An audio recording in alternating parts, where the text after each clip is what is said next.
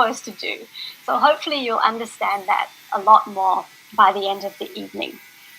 So yes, so as I mentioned, we will, if you have questions, please ask in the chat box. And the last 15 minutes or however long at the end, we will just have a dedicated question time. And I'm also going to ask you questions, as I mentioned. So we will also have some live polls. So this is just to make it a little bit more interactive so I can find out a little bit about you. We can also do some revision and see if you've been listening. No, just kidding. So we'll have our first poll in just a moment. The other thing that we'll refer to is this masterclass pack, which you should have been emailed. So if you can find that email and open up that masterclass pack, that would be very helpful, because I'll refer to that as we go through. And of course, you can look at that after the session as well. So as we've already mentioned, we're going to really focus on what you should be doing to get ready for your IELTS test. So, of course, it's important to practice tests and get to really know the test. But IELTS is not just about the test. Really, to do well, you need to be very comfortable using English. So the idea is to try to build more English into your life in general. So more than practice tests. So we'll really look at how the test is being assessed, what you need to do, and what you should avoid. Okay, so before we move on, if we could have poll 1 coming in, that would be great. So this is just some questions about you and IELTS. So just I can find out a little bit about what you need. If you're using a phone, you may not be able to see this, but you could type in the chat box. So the questions are: have you seen the IELTS exam before? What's the minimum score you need? Of course, we all want the highest as possible, but what's the minimum? And then, are you taking academic or general? So I'll just let it run a little bit longer. Okay, so Pramit says they need 6.5. Great. Okay, so I think we can end the poll. And let's see the results. Okay, so most of you haven't taken the test before. Okay, so that's great. So you're in the right place. You're going to get some really useful tips. And if you have taken it before, then hopefully this will help you to understand maybe where you went wrong if you didn't get the score you need. So let's see, minimum score, most people here need a 7 to an 8. That's very common, particularly for migration. People often need a 7. That's still quite high. Quite a lot of people need, quite a lot of people need a very high score, 8 to 9. Okay, so that one you have to work for that score. In IELTS, 9 is a perfect score, not 10. So to get a 9, you have to be perfect. So it is quite challenging, but of course not impossible. And let's see, so more people here are taking the general test. Okay, great. But quite a few more taking the general. If you're not sure, that's fine. So I will just explain a little bit about the difference. So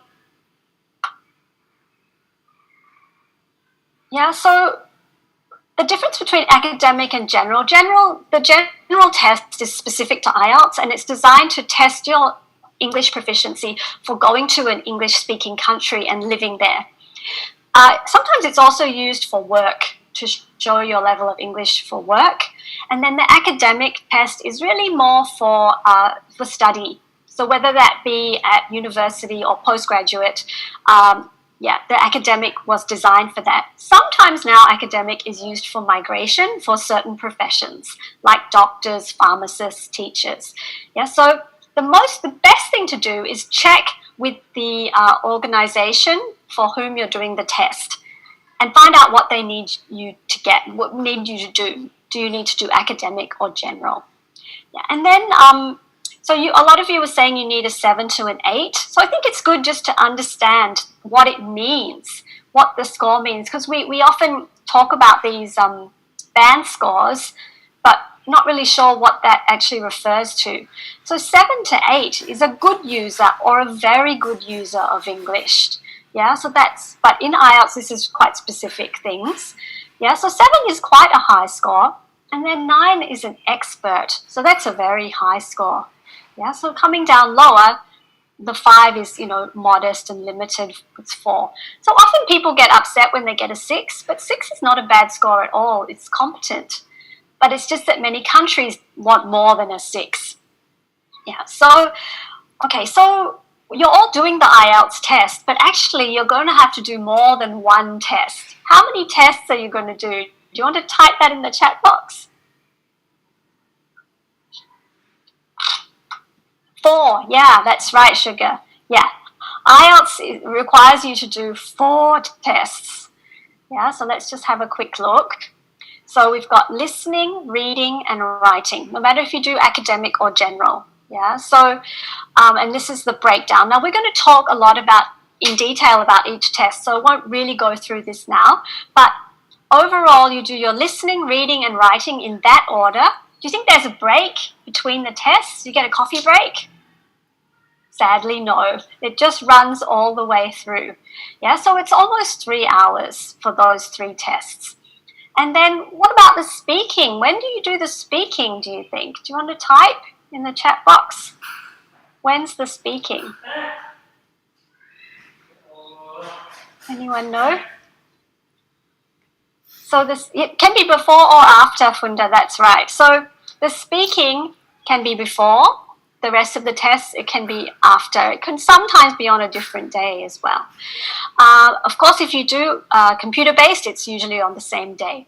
So speaking is 11 to 14 minutes, and that's a face-to-face conversation with the examiner. So that's the difference between IELTS and some other tests. So IELTS, you actually speak to a human being rather than into a computer. Nowadays, IELTS has evolved over the years, and now you have 2 options. So you can take it paper-based, old-school, traditional way, or you can take it on a computer. You can do the 3 tests, listening, reading, and writing. You can do it typing on a computer. What are you intending to do? I'm curious to find out which one you're intending to do. Basically, if you could, computer? Yep, basically the content is exactly the same. Yeah, and of course the speaking is done face-to-face. But with the computer-based, you get your results much faster. You also have more options to do the test. Yeah, but people often ask me, so quite a few people are doing computer and a couple of paper. Yeah, people often ask me, well, which is better? Which one should I do? It really depends on you. So if you're very comfortable typing and you know how to navigate on a computer quite easily using a mouse, then maybe the computer-based is good. But you also have to be comfortable reading on the screen, because even the reading test, you read on the screen. If you're not comfortable on computers, I wouldn't recommend the computer-based test. Better to stick to the paper-based. But it's exactly the same test. Okay, so let's start talking about each of these 4 tests. Depends on age, says Funda. Oh, that's a bit ageist. Some older people are great on computers. You should see my dad. He's 81 and he's awesome. Okay, so we're going to talk first about the reading test. Yeah, so reading test, can you remember how long it is and how many questions you have to answer? Do you want to type? It's an hour, that's right. Yep. And 40 questions exactly. So let's have a look at the details. So for academic and general, it's oh, this is the wrong slide. Oh no, here we go. Yeah. So for reading, yeah. So for academic reading, 1 hour, 3 sections and 40 questions. And what are you reading? You're reading things that you would probably have to read for university. Things like academic articles, journal articles, that kind of thing. And then general is the same. 3 sections, 40 questions, but you're reading different things. You're reading things that you might have to read in that country that you're going to. So things like maybe timetables or TV guide or maybe some advertisements, things like that. But the 3rd section, you're always reading an article, one longer article. So the thing about the reading, how many words do you think you have to read? in the test. The challenge with the reading is you have to read and you also have to answer the questions all in 1 hour. So it's a race against time, really. So yeah, you're reading more than 2,000 words. There's a lot of words to read. So we have to learn to read quickly and accurately. That's the secret for the reading test. Do you think it's all the same level all the way through? Do you think? Yeah, so we have to read. Yeah, so it's not the same level all the way through. The test gets harder as it goes through. So you need to use strategies. You want to try to get most of your points in the easier sections, and then, because sometimes the harder section is quite hard. You also have to know yourself. If you're very good at reading, you might want to do the first 2 sections quite quickly, so you have more time for the last section. If you're not very good at reading, maybe you spend longer on the first 2 sections and not so much time on the last section, because that's quite hard. So you also have to know yourself very well. Okay, so when we do the reading, we have these 3 skills. Yeah, it's not the same level. So the test gets harder as we go through the reading test.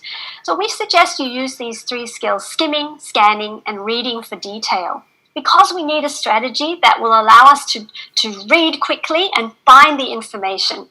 Good news about the reading test: all the answers are in the passage. You never have to use general knowledge. You have to find the answer in the passage. Yeah.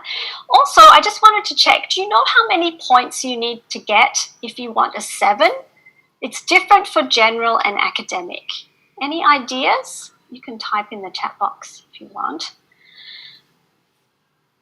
Yeah, so I'll tell you. So for general, you need to get 34 out of 40. So you can only make 6 mistakes for a 7. And that's because it's easier. The test is easier than academic. For academic, you need to get 30 out of 40 to get a 7. Okay, so in the reading test, there are different question types. So there are quite a number of question types. 14 different types, in fact. So these are the main ones that often pretty much appear in every reading test. So so the good news is that these ones with a star, the questions go in the same order as the passage. So the first question will be near the top. Okay, so multiple choice, identifying, and short answer. Yeah, not all the questions are like that though. So it's good to start to understand the different types of questions, but I think the best way is just start practicing the tests and get used to them. However, there's this type of question: true, false, not given, or yes, no, not given. This one is always quite tricky, and it appears pretty much in every reading test. So I thought we would just talk about that for a little while. Okay, and we can also practice our strategy that I mentioned before. So what we suggest you do is first quickly read the questions. We're not going to answer the questions yet. We just want to use skimming, which is reading very fast, to get an idea about the question. So do the following statements: agree, true, false, not given. So what it means is, if this answer, this question, and the information here, if it's the same, therefore it's true. If it's not the same, it's false. If we can't find this anywhere, it's not given. Yeah, this type of question always comes up in the reading. But we're just skimming quickly first. Aboriginal Australians descended in South Africa years ago. Okay, so we just get an idea. Oh, it's about Aborigines in Australia. Now you need to skim the passage itself. So usually, of course, it's much longer. This is just a little practice. So I'll give you a minute just to skim. How do you skim? You read quickly. If you're doing computer-based, you can use your mouse to help you read fast. And you kind of note the main facts, the details, names, that kind of thing. If you're doing paper-based, you can underline the important words. Computer-based, you have a highlighter tool, but it might take too much time. So it's good to just skim through and read. So quickly read that. then you can start answering the questions and you can write the answers in the chat box.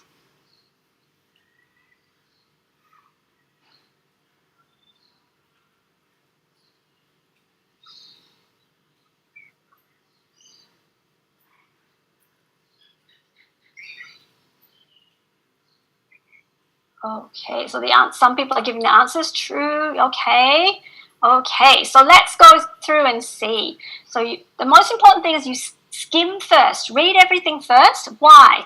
Skimming will give you an overall idea about what each paragraph is about and where the information might be. Now we use our next skill, which is scanning. We zoom in to find the information. So you have to find exactly where it says the answer. So Aboriginal Australians are descended from inhabitants of Africa. So some people said true and some people said false and some people said not given. So let's see which one it is. Aboriginal Australians are descended from the inhabitants of Africa. So humans ventured out of Africa. Ancestors of Aboriginal Australians are part of this migration. So that's the same meaning. The Aboriginals are part of the migration of modern humans from Africa. So this one is true. Yeah, true. It's the same. Yep. So, okay, so that one is actually true. Sorry. Yeah. All right, so how about the second one? Ancestors of the Aborigines settled in Australia about 80,000 years ago. So in this type of question, you know the next one will be further down. You also know, so it'll be somewhere further down. Also, be careful with numbers. There is 80,000 here, but is that what they're talking about? No, this is when they ventured out. This is when they settled in Australia. So let's read. So what we do is we zoom in. It's going to be somewhere down here. And then we have to read in detail. This is our third skill. So the second skill is scanning. We zoom in. Then we read carefully to check. Aboriginal Australians arrived in a single migration at least 50,000 years ago. So arrived and settled, that's similar, like a synonym. Reading is all about words that mean the same thing. Synonym. At least 50,000 years ago. 50,000 years ago, 80,000 years ago. Is that the same? No. So that one is false. Yeah? That one's false, not true. And then the third one, so Fatima said it was right, and Monir, number 2 was false. So number 3, Aboriginal Australians are the most genetically diverse race in the world. Now be careful, in the reading test, it's not really a friendly test. There are tricks. So when you see something like here, diverse, it doesn't mean it's true. Because here it says culturally diverse. Here it says genetically diverse. It's not the same thing. So let's read carefully. So they're talking about genetics here. Here's genetic diversity. Greater genetic diversity between Aboriginal people living in the east and west of Australia than between diverse races, Siberia and North America.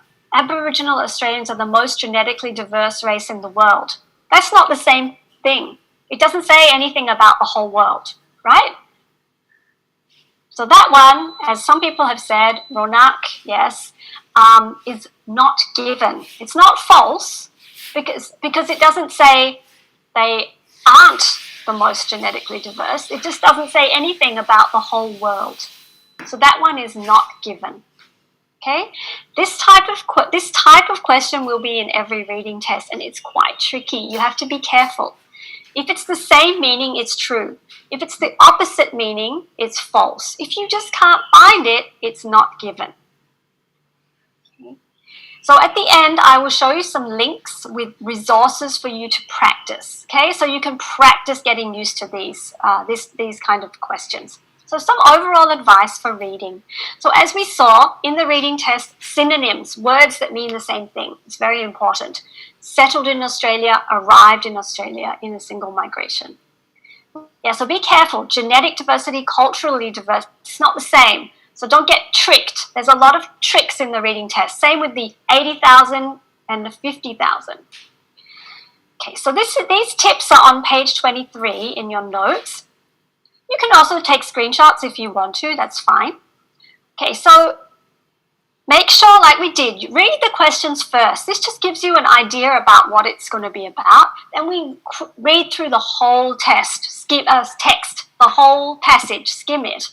If you want to, you can underline the important words if you're doing paper-based. Computer-based, we have a highlighter tool you could use.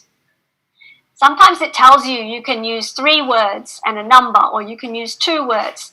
Make sure you very carefully pay attention to that, because if you wrote down 3 words and you're told you can use 2 words, you will get that one wrong. So be very precise. Reading tests, you have to be very precise. Sometimes when you read, you don't know some of the words.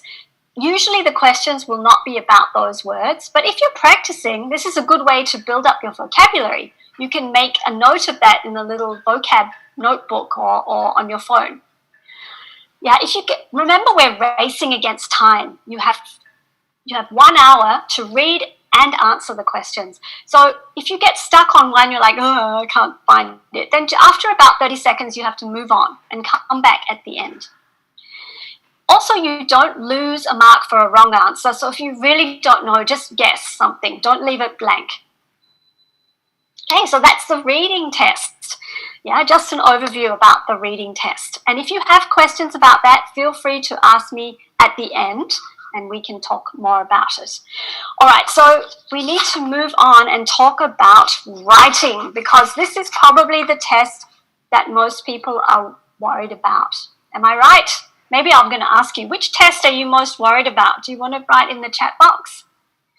Often it's the writing. Yes, Ronak says writing. It's hard to get a higher score in the writing. Speaking, okay, that's interesting. Yeah, writing and speaking, often people are concerned about those. Speaking is actually quite fun. It's not so scary. Reading, all right, from it. Okay, so let's move on and talk about the writing. Now, writing, how many things do you need to do? Whether it's general or academic, how many things do you have to do in the writing? Yeah, the writing is 1 hour. Yeah, 2, that's right, Ronak, 2 tasks. Yep. So, let's have a quick look. Yeah, so if you're doing academic, your task 1 is you have to describe some information in words. Your task 2 is an essay. Now, if you're doing general, task 1, you've got to write a letter. A bit unusual for us these days, but that's what it is. And our task 2, again, very similar to academic, we have to write an essay. So for many people, this is quite scary, the idea of writing an essay, because many of us haven't written an essay for quite a while. But actually, it's not so bad. Now, the important thing with the task 1 and task 2 is, again, manage your time. Yeah, task 2 is worth a lot more, 66%. So we want to do task 1 quickly, we want to do it properly, then we want to move on and spend most of the time on task 2. That's very important. All right, so before we talk about each of the tasks, let's talk about this, how you will be scored. So this is different from reading and listening. Reading and listening, it's right or wrong. In the writing, and we'll see the speaking, it's a bit different. So you can look at your masterclass pack. This is also there. Does anyone know what the examiner, when they read your writing, what are they looking at? What are they looking for? Does anyone know? You want to put in the chat box? Coherence, that's right. Flow, spelling, grammar, yes, all of those things. Very good. Structure, yes, indeed.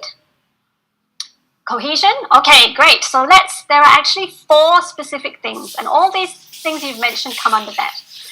So the first one is called task achievement or response. So what that means is, did you answer the questions? I'll tell you a big secret about IELTS right now.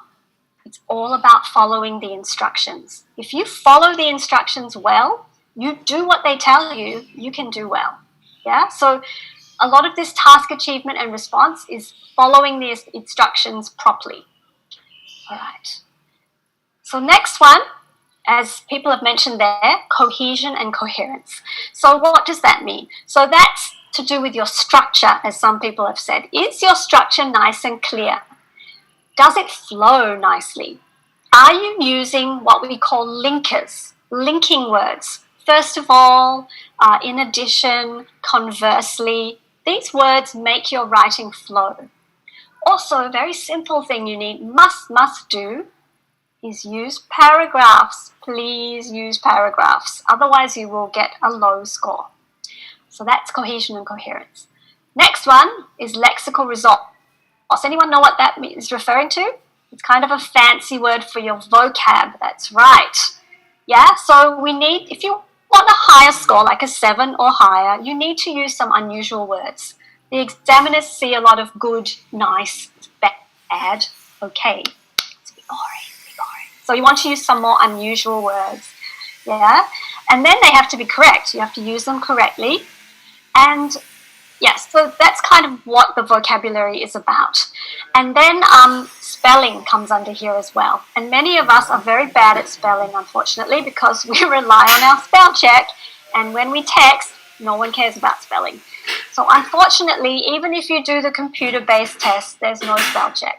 So we all need to practice our spelling. So someone's asking me, Jennifer, how many paragraphs do we need to write? There's no rule. It's just so that the paragraphs answer the question. I will give you some ideas about this later on. Usually 4 or 5, but it's no rule. Okay, then some people also mentioned this last thing that the examiners are looking at. This is your grammar. Ooh, grammar. So everyone's a bit scared about grammar. We do have to be conscious about this. Too many mistakes will pull down your score. Okay, but you don't have to be perfect. Unless you want a 9, then you have to have perfect grammar. But if you want a 7, about 70 to 75% correct will give you a 7. So you can make a few little mistakes. But there's also this part, range. So someone mentioned complex structure, Jennifer did. So that's what that means. So instead of a very simple sentence like, I like Singapore, that's okay, but it's kind of a short, very simple sentence. If I can have a 2-part sentence, it's much better. So if I can say, although I love Singapore, it tends to be very hot and wet. Or that vocabulary is not very exciting, is it? It tends to be awfully humid and oppressively hot. How's that? A bit more complicated vocabulary. Yeah, so did you see how I used although? Once I use although, it makes it a complex sentence. So that's what you need to try to do. Now, it doesn't have to be that complex. I'll give you some ideas. If you can use if sentences. Can you use whereas? Can you use however? Can you use although? Yeah, can you use could have, should have, would have? All of those make your writing, your grammar, more complex. Yeah, so grammar is a mixture of correct and complex. Yeah. Besides, that's a good one. Yeah, all of those. Okay, so why am I going on about this? Because this is how they mark you. So you want your 7, they mark each of these out of 9. So to get 7 for writing, you have to have 7 for answering the question, 7 for your structure and flow, 7 for your vocab, and 7 for your grammar. Yeah, so that's why quite a lot of people tend to get 6.5 for writing, because maybe they have 7 here, but they have 6, too many mistakes. So when you have 7, 7, 7, 6, that comes up to 6.5. So it's really important to know this, so you can start looking at your own writing and working out what you're good at and what you need to improve on. Yeah, so even if you get 6 for grammar, actually you can still get 7. Because maybe your vocab is really good and you have a very wide range of vocabulary. So maybe you get 7, 7, 6, 8. That will give you a 7. So it's a numbers game, actually. Yeah. So it's really important you understand what the examiner is marking you on and start looking at your own writing and thinking about these 4 things. Okay, so sorry, I went on about that for a while, but it's really important, and we'll see it's relevant for the speaking as well. Okay, so we're going to talk about academic task 1 first. So if you are doing general, you can have a little break. Maybe you want to go and get a drink or have a lie down. I think for many of us, it's the first day back at work, so everyone's probably very tired. So I will be about 10 minutes, so come back at about 1:15. Yeah? Okay, great. All right, so academic people, what are we doing here for your task 1? Do you remember? What's your task 1 writing? Statistics. That's kind of a yes. Often it's kind of. It's a description.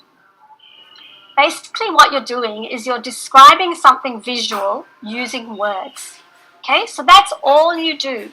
You just describe what you see using words. Ideally, the examiner should be able to draw what you have from what you've written. They should be able to draw it. Again, it should look the same. There's no interpreting. So never sort of say, oh, this is why it's happening. Never do that. Just describe what you see. Right? So you have to write 150 words and you have 20 minutes.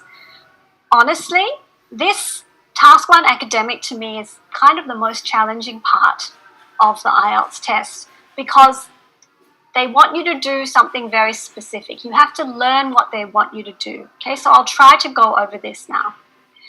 All right, so it looks like this. So you're given something. So here we've got 2. Sometimes it's 1. Don't worry if it's 2. And then you're given a description and instructions. This part is always the same. Summarize the information. Yeah, sometimes it's a pie chart, Jennifer, that's right. Summarize the information by selecting and reporting the main features and make comparisons. That's your job every single time, Task 1 academic. Summarize what you see, pull out the main features and compare. This is what you must do. Okay, so that's always the same. Now we read carefully what we're dealing with this time. This is on page 4 and 5 in your masterclass pack, so you can look at it there too. Charts show number of Japanese tourists travelling abroad between 1985 and 1995 and Australia's share of the Japanese tourist market. Okay, so we're talking about Japanese tourists and their travel, right? So now we need to look at these and understand what's going on. Okay, the first question to ask, you should always ask, is this talking about past, present, or future? So in this case, what's it talking about? Past, present, or future? This is 85 to 95. So this is past, right? Past.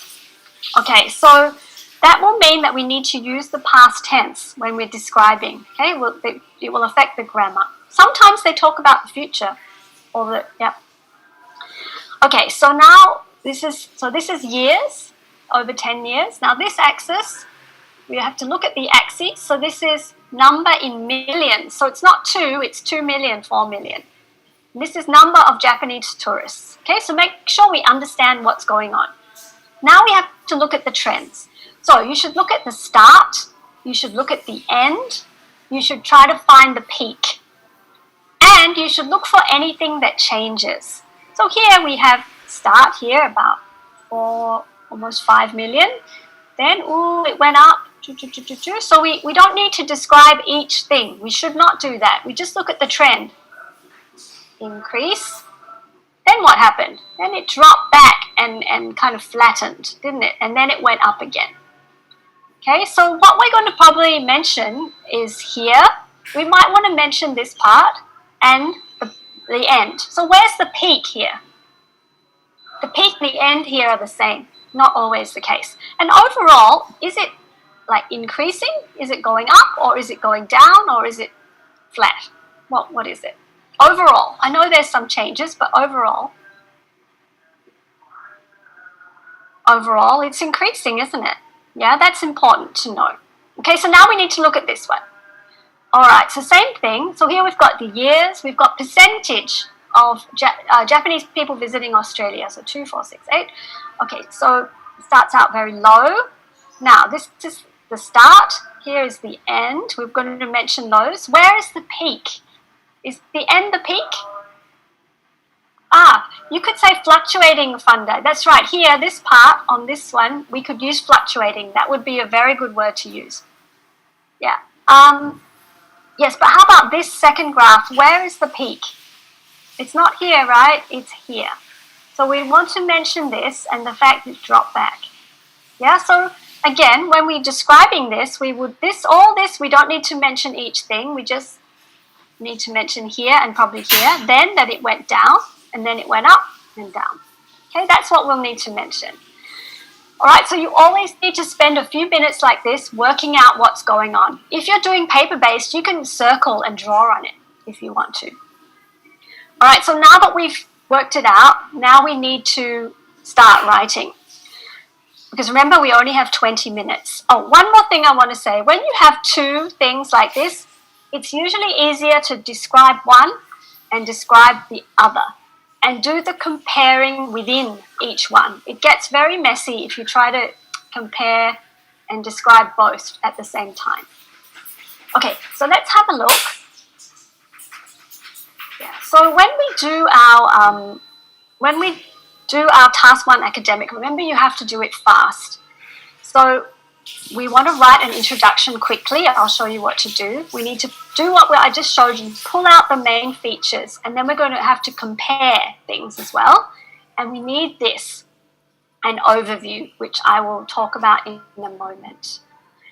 Okay, so this is the topic. The fastest way to write the introduction is to rewrite the topic, but change as many words as you can. So can you see how they've done that here? So instead of saying the charts, they say the chart and graph. Instead of show, they say compare. So they just really changed all the words. Yeah? So the number of Japanese, they took tourists out. Traveling abroad, spent their holidays overseas. From, so between, from. So they just changed as many things as they could. That's the fastest way. Just rewrite the topic, changing as many words as you can. Don't copy it. If you copy it, the examiner won't count those words because they're not your words. Okay? All right, so that's the introduction. So, oops. Okay, so now we want to start describing in detail. Okay, so when we describe in detail, remember I said first talk about this one and then talk about this one. So this paragraph will talk about this first graph. When we describe in detail, you need lots of numbers. You need to include a lot of data so that the examiner could actually draw it. Okay, so notice the data. So remember in 1985, the start, about 5 million, after which the number increased steadily. Yeah, by the figure had more than doubled to 11 million. So here, yeah, so remember we don't need to mention because it's all the same trend, apart from a slight drop. Yeah, so here you could include the number, slight drop of 1 million. Upward trend continued until the end of the period when the numbers reached over 15 million. So end of the period is this year. Yeah. So you notice that they've included all the data, the numbers. Now, can you show me where they're doing some comparing? Remember, that's our other job. We have to compare. Can you see the sentence where they're doing comparing? There's one phrase there. Can you see it?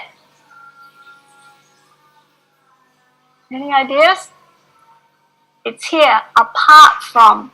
Yeah, so it's comparing within the chart. Yes, that's right, apart from. So you need to include this kind of comparing if you want a good score, because that's one of your jobs, summarize and compare. Okay, now then, so that we've described the first graph. Let's look at the next one. All right. While Australia was the destination for under 2% in 1985, it had risen to over 6% by 1994, right? So that's the peak, remember? Grew consistently apart from a slight fall in 1990, so they describe this. And notice the numbers are included, must include the numbers. Otherwise, you'll get a low score. After reaching its peak, yeah, 6%, the percentage declined marginally. Yeah? Okay, so this is very nice. They've described everything going on. Can you see the comparing words? There's a few here. Again, they use apart from. And there's another one at the start. While, yeah? So this is what you want to do when you're doing your task 1. You need to do this comparing. Okay, now, yeah. So if you don't include enough data so that the examiner knows from what to what, you will get a 5. Yeah, for the task achievement. Remember the first one? You'll get 5. No data, not enough data. Yeah, so please include lots of data. Now, remember, so our structure so far, we've had the introduction. We've just had 2 paragraphs describing each of the graphs, and then we need the overview. Remember I mentioned that? Overview is a paragraph where you describe everything in 1 or 2 sentences. When you look at this overview, can you see any numbers, any data? No, right? There's no data. So the overview should have no data. It just summarizes everything that is happening in a couple of sentences. So let's have a look. Usually we start with overall or in general. Despite relative, and here's a comparing word again, very good. Despite the relatively small proportion of Japanese tourists coming to Australia, Japanese tourist market corresponded closely with the growth in Japanese tourism overseas generally, with the trebling of both. Okay, so it has these numbers, but they're not specific data, this amount to that amount. Yeah? So the overview, you must include this. You can put it last, or if you prefer, you can put it second after the introduction. Up to you. Yeah? Okay, but you must have this paragraph. If you don't have the overview, you will get 5. Yeah, no clear overview. So you must have that. Okay, so let's have a go through and just review what we talked about. So make sure you hit your 150 words. Okay, if you have an overview second and you need more words, you can put a conclusion at the end where you just summarize everything. But you don't actually need a conclusion in the Task 1 academic. Now you must have your overview, very important. Pull out, like what we did, you analyze and pull out the important data, and you've got to have lots of data, and then compare, while, apart from, whereas, in comparison, in contrast, all of those phrases. And we want to use linkers to make it flow. Usually there's like 4 paragraphs, usually. The introduction, maybe 2 paragraphs to describe the data, and the overview. Yeah, and then if you can, leave a bit of time at the end to check your grammar and spelling. I'll talk more about this later. Yes, so Jessica's asking, will there be word count for computer-based? Yes. One advantage of doing the test on computer is you have a word count. Yeah, there's no spell check, but there's a word count. Okay. Nesta, I know you joined late. I don't think we do share the deck, unfortunately, but you can take some screenshots if you wish. Paper-based, okay. Manisa, paper-based counting, I will talk about that later on, okay? It's not a good idea to count each word. I'll give you a tip about what to do later on. Okay, so we're still talking about Task 1 academic, finishing up. So remember that you need the data. Yeah, so for your description, you must have lots of data. Never interpret. Like we don't say like, oh, I think lots of Japanese people are coming to Australia because they love koalas. They want to see more of them. No, don't do that. Just describe what you see. And you don't have to describe everything. Remember, just describe where it changes, and the start and the end and the peak. And you must have your overview. Okay, oops. Oh yeah, okay, so we're going to talk very briefly about another type of Task 1 academic, which is the process. This doesn't come up very often.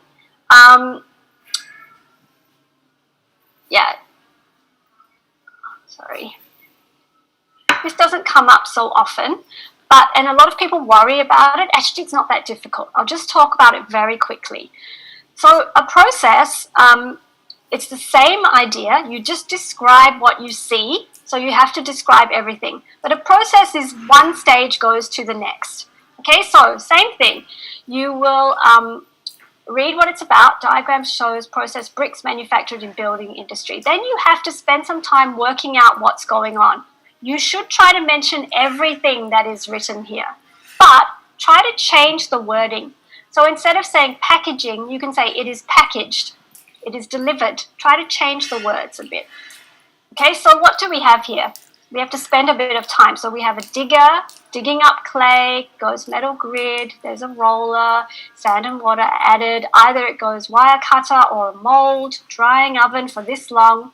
So try to change it. You can say 1 to 2 days instead of the hours. Then moderate, high in the kiln, these temperatures, then cooling, 2 to 3 days, then packaging and delivering. Okay, so that's basically what we're going to talk about. Yeah? How do we do it? Okay, so same thing. Introduction, just rewrite the topic in your own words. Change the words. Then overview. How do we do the overview? You just count how many steps. 1, 2, 3, 4, 5, 6, 7. And you can say there are, overall, to make bricks, there are approximately 7 steps, starting with digging up the clay and ending with delivering the bricks. Yeah, so that's what you do for your overview. Then you just describe exactly what's going on. The challenge here is that people tend to say, and then, and then, and then, and that's quite boring. So you have to think of different ways to say and then. So the next step, subsequently, following this. Okay, so you have a variety. But that's how you do the process. Not that difficult, really. Okay, I'll just show you. These are in your notes as well. I'll just show you a model. So with task 1 as well, it's really good to look at models. I'll show you some resources at the end where you can look at models and see how they did it. This is a good way to learn. Okay, so here we rewrote the topic. Yeah, and then here's the overview they put at the end. 7 steps, involve different processes. Yeah. And then here they just describe each step. First, raw clay extracted by a large digger, refined, separated, yeah, like this. So you've got this in your notes. Have a look at how they did it. They mentioned everything, but trying to change the way it's worded. Okay, great. So that's your academic task 1. So academic task 1, you're probably exhausted now, so you can have a little break. We're going to talk about general task 1. I have a couple of questions. Can we write a conclusion in writing task 1? Yes, academic task 1, if you need more words, you can write a conclusion, but you don't have to. And that's also, if you put your overview second, you can have a conclusion if you want to, and then conclusion, you just summarize everything, but it's not necessary. So Tree is saying when they take a paper-based test, they count the words of the first sentence. Yeah, by number of lines. That's right. I will talk a bit about that later. Yeah, so if you're doing paper-based tests, don't count words. Work out how many words you write on one line, then work out how many lines you need to do. You can actually find the actual paper on the IELTS website, IELTS.org. Yeah. So you can already work it out. Okay, let's talk about general. Hi Jackie, sorry, I have a question from Ian. Yes. Can you write all in caps? Oh yeah, okay, it's in mine as well. Yes, you can. You can write the whole thing in caps if you want to. Paper-based or computer-based. Yep, if you prefer. But I find it a bit weird, honestly speaking, but you won't be penalized for it. Yeah. Yeah. So yeah, you can if you like. All right, so general task 1. Okay, so your job is much easier. So remember, you're writing a letter. Quite a bit unusual because we don't really write letters anymore, but that's what we're doing. Okay, so this is what it looks like. It always looks like this. It tells you how to start, and it tells you 20 minutes and at least 150 words, okay? So it will always tell you how to start, and just copy that. Please don't change it. So if it says, dear sir or madam, just do that. Remember, IELTS is about following instructions. Okay, so when we do, this is on page 10 and 12 of your masterclass pack. So when we do general task 1, there are 3 things to think about. Okay, remember, we need to do it fast. All right, so first have a quick read about what you're dealing with.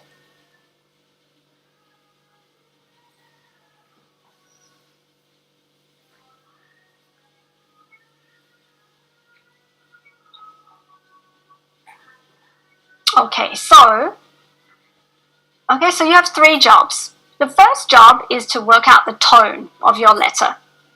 This is before you start writing, the tone. So you can get the tone from here. It also says up here, but it won't say that on the real test. Okay, so dear sir or madam, and you're writing to the manager of a public transport company. Therefore, our tone is formal. Though I think for a Western country, you don't have to be so formal, more like semi-formal or professional. Think about it like that. Okay, so that's our first job, work out the tone. You get that from how you begin and who you're writing to. Second job, we have to work out our purpose. Why are we writing this letter? The purpose can be found up here in the top. Yeah, so here it says there have been some problems with the public transport in your area. So why are we writing? Why? Usually our purpose can be said with the to talk about problems with the public transport in our area, something like that. The purpose is always up here, the main purpose of the letter. Okay, so it will come from here. So we're writing to discuss problems with the public transport in our area. Okay, that's our second job, purpose. Third job, we have to read the bullet points carefully. How many bullet points are there?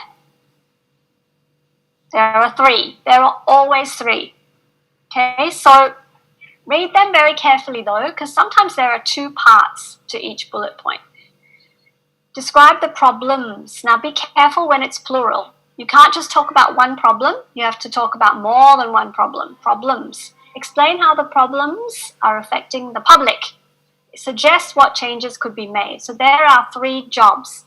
And usually each of these bullets becomes 1 paragraph. That's the easiest way to do it. Okay, so now we've got these 3 jobs that you always have to do. Work out your purpose. Read the bullet points carefully. Work out your tone. Okay, now we can start writing. So let's have a look at a model. Okay, so notice they just wrote the way that they were told. Dear sir or madam. Can you find the purpose? Can you type what the purpose is? It should be right at the top.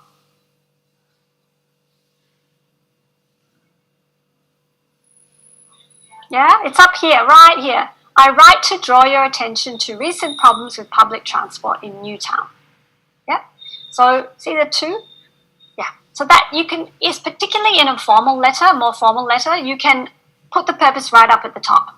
Yeah, why you're writing. If you want more words, you can say a bit about yourself. Don't say your name, but you could say, I am a resident of Newtown and I am writing to draw your attention to recent problems with public transport in our area, something like that. Yeah, so it's good to, if you want to put some background about you, but not your name, just who you are. Okay? All right, so that's our purpose. So that's right at the top. Very good. Now, our first bullet point was to talk about the problems. More than 1. Can you find the 2 problems? And they are introduced with nice linkers. So in our writing, remember we have to use linking words. So can you see the 2 linkers that introduce the 2 problems?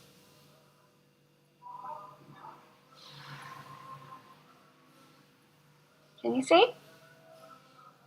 Briefly and furthermore. That's right. So briefly, that's the first problem. Roadworks, long delays. Furthermore, we can dramatically reduce. Now, remember we're looking at vocab. Your vocab's important. Trying to use some unusual words, but particularly for the letter, they must sound real. This letter, you have to imagine that you could really send that in Canada or New Zealand or wherever. Okay, so this is very nice. Dramatically reduce the frequency. Yeah, sounds very nice, but sounds natural. Long delays, that also sounds nice. Okay, so that's our first bullet point covered. Second bullet point. Remember the effect of the problems on people. So there should be 2 effects, right? So here's 1, effect. And remember you have to write 150 words, so you have to expand. You have to add some of your own ideas. Yeah, so there's the first effect. And then, as well, there's the second effect. There are some very nice pieces of vocabulary here. Can you see any of the nice phrases that the person has used?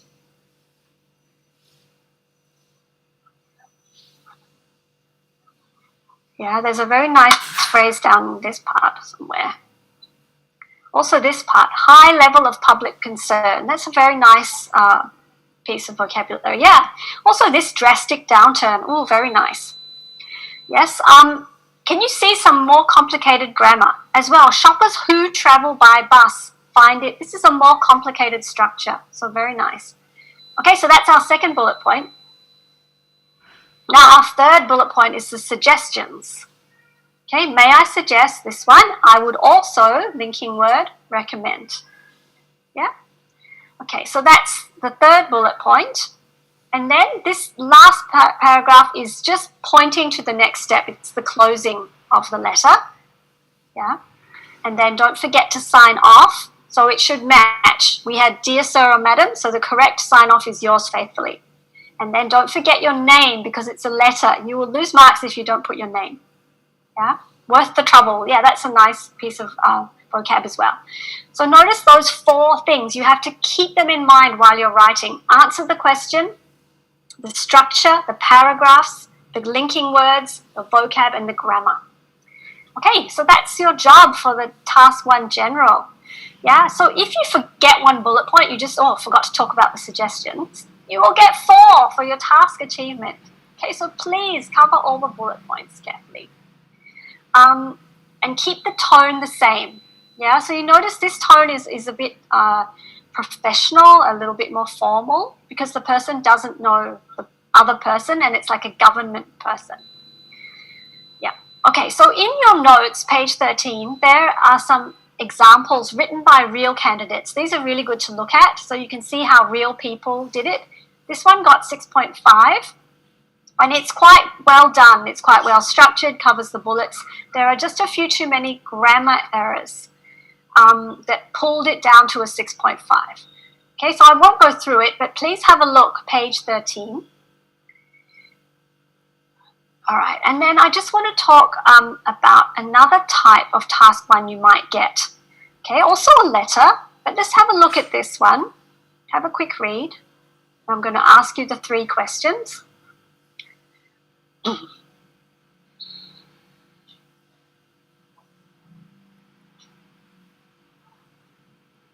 Okay, so this one, who are we writing to? So we have to start dear ... and write a letter to your friend. So what should our tone be here? Yeah, informal, that's right, Jennifer. So our tone should be informal. Now this is a bit strange because usually informal we would send a WhatsApp message, right? We wouldn't write a letter. So you have to be careful not to be too formal. If you get an informal letter, you try to write like you're speaking, but use full sentences. Okay, use full proper sentences. Okay, so so we have to be informal. Now, what's our purpose?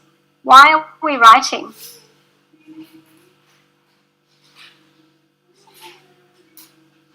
To do what? Should be up here, the purpose. We're going to give our friend some information about our holiday. The friend wants to visit. We don't want to visit. Yeah, your friend wants to visit. So we're going to offer them some information about our country. Yeah? Okay.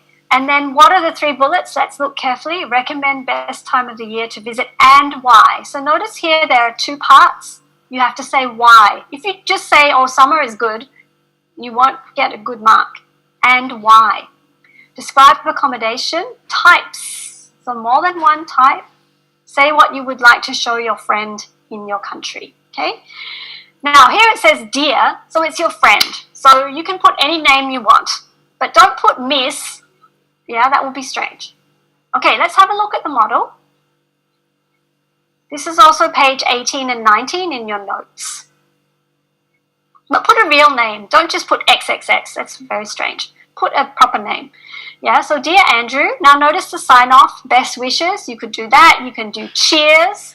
We Australians, I was originally from Australia. We like cheers. You can do see you soon. You can do lots of love. You can do bye for now. Any of those are fine. All right, can you see the purpose? Where's the purpose? It will be in this top paragraph. Yeah, I'm writing to give you some information to think about before you come. That's the purpose. Okay, so you can't, when you write to a friend though, you can't be so direct like for a formal one. So it's good to have this bit of background first. I was pleased to hear that you're going to visit Brisbane. Do you notice this contraction? Instead of saying you are, you don't have to do that. In an informal letter, you can say you're, you can say I'm. Yeah, so it sounds like talking, informal.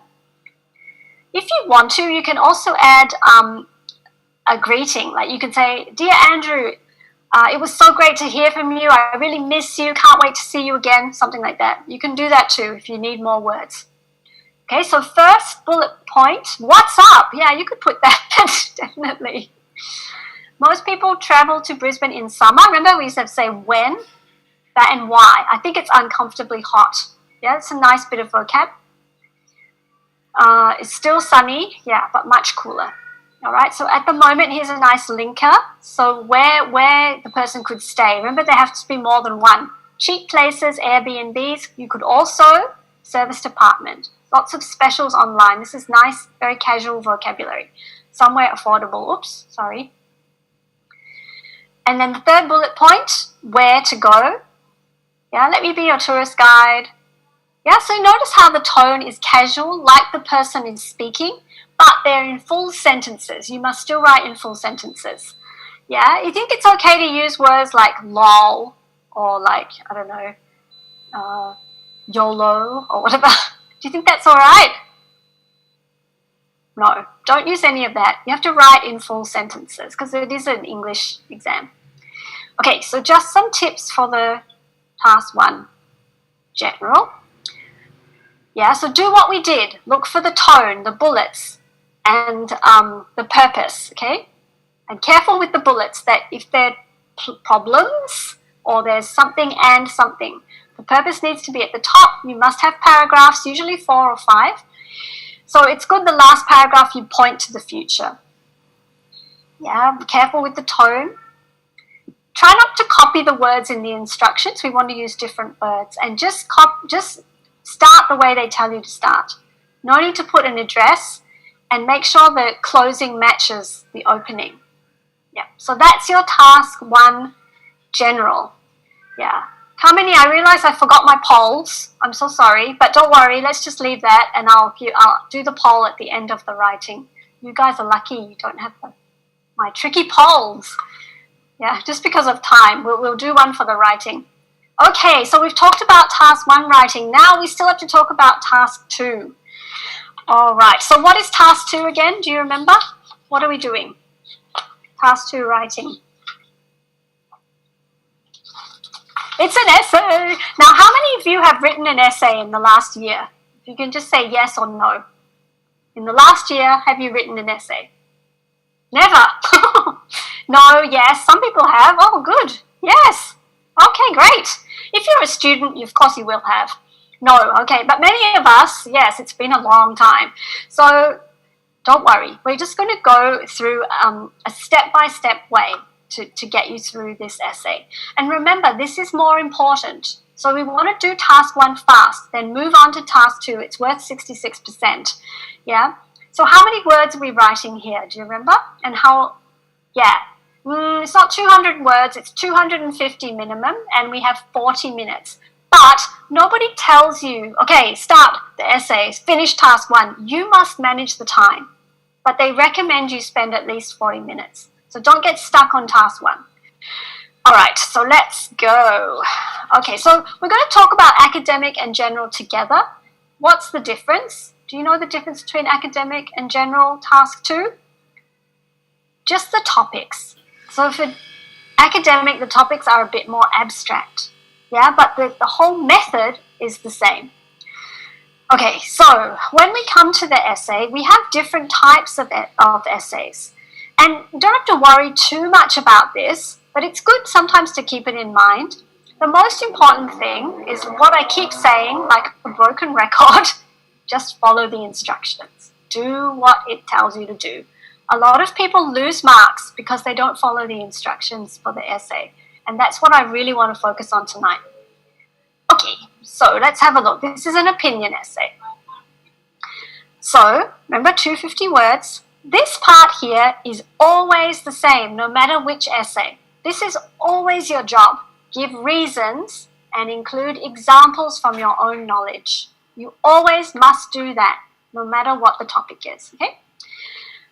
Right, so now we look at the topic.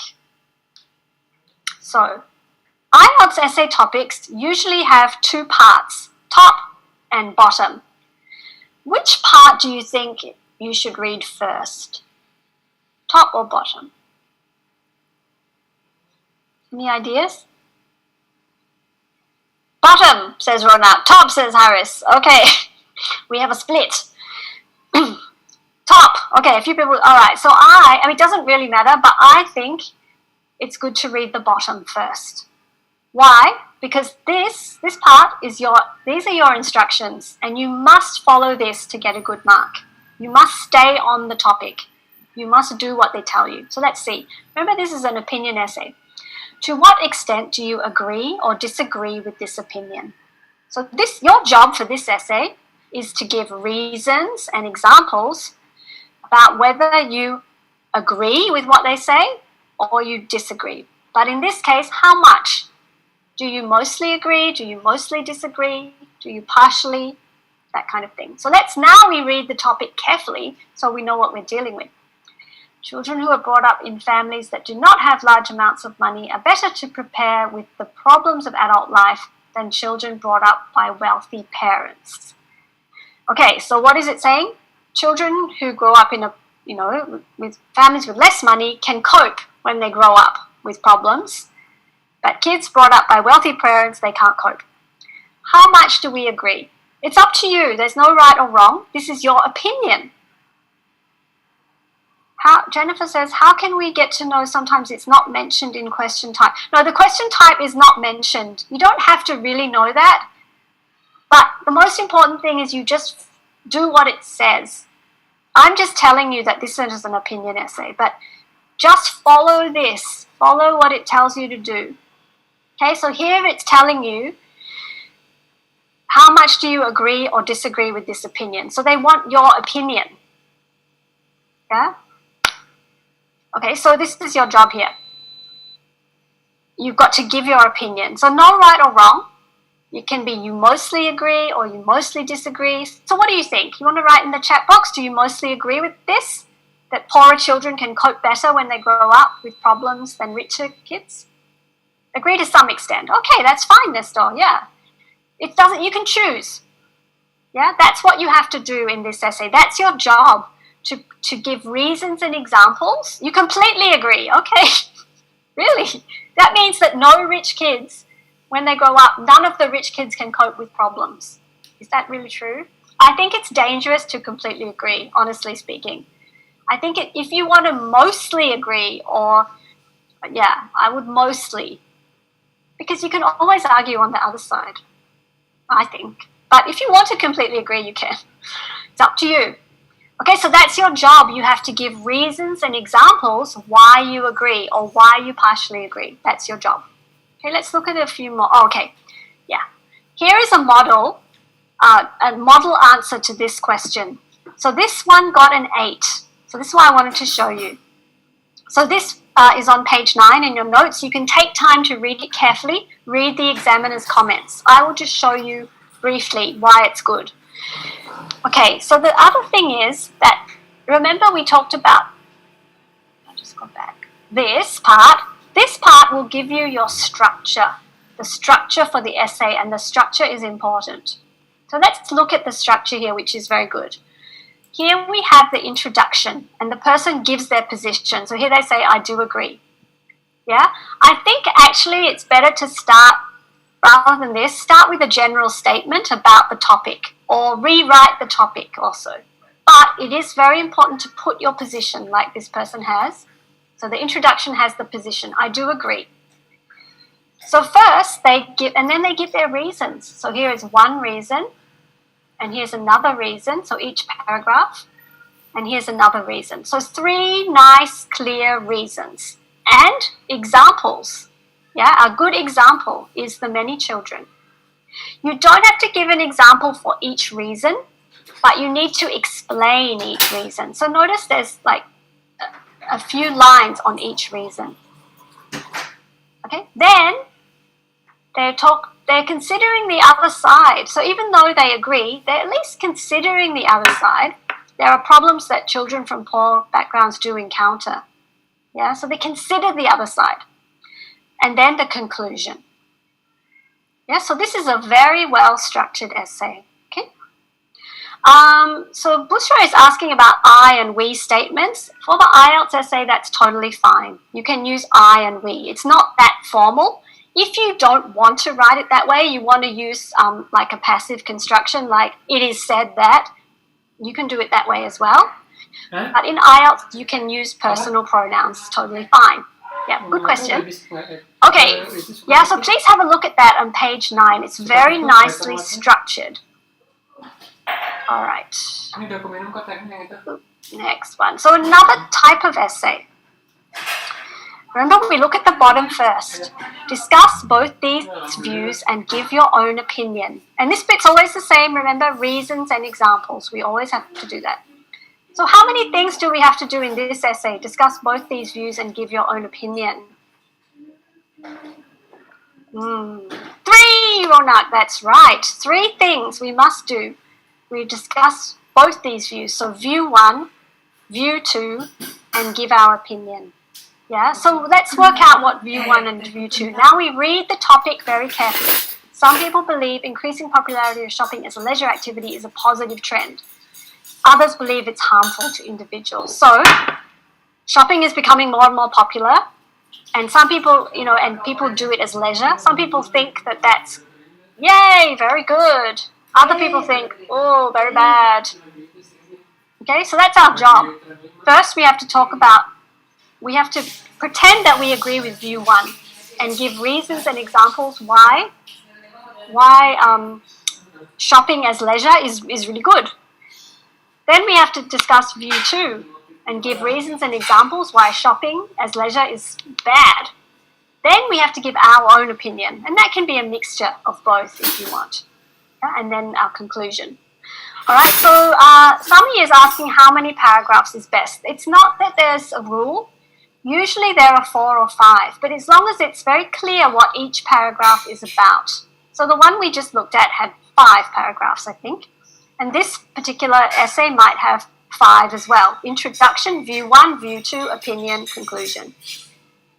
Or it might have 4. It might have introduction, view 1, view 2, and your opinion might be the conclusion if you have enough words. So it depends. Okay. All right, this is another type. So don't worry too much about what the types are. There are different types, so don't get hung up on this. It's more important to just always look at what your instructions are here. Always look at this first, okay? What form do these problems take? Do the problems outweigh the benefits of shopping as a leisure activity? So this is a very similar topic, but different questions. What form do the problems take? Do the problems outweigh the benefits? So how many things do we have to do in this essay? How many jobs do we have? 2, that's right. Dule. I don't know how to say your name, I'm sorry. Dule, yeah.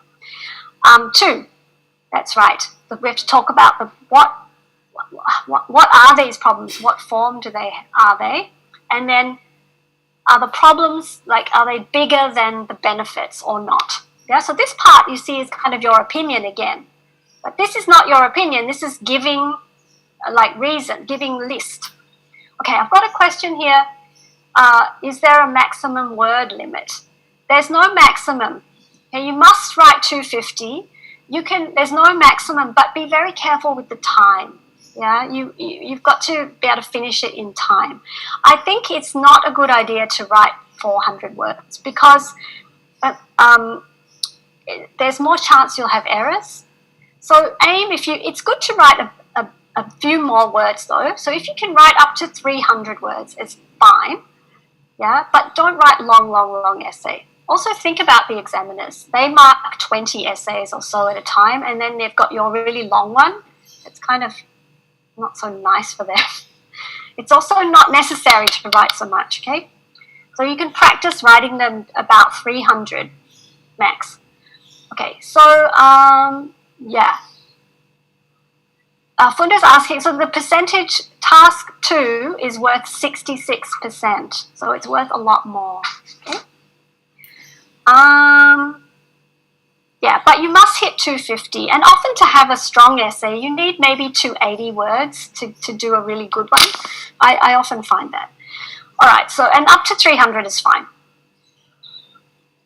Okay, so, all right, so this essay, we have to talk about the problems, and then we have to have our opinion. Are the problems more than the benefits? So that would be how we do that essay. Now let's look at one more.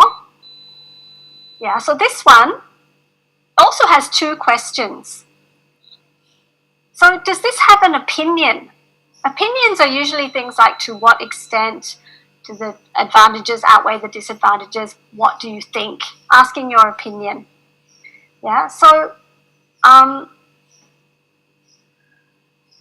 yeah, so this one, let's look at the 2 questions. Why is shopping so popular? So we have to give reasons why shopping is very popular.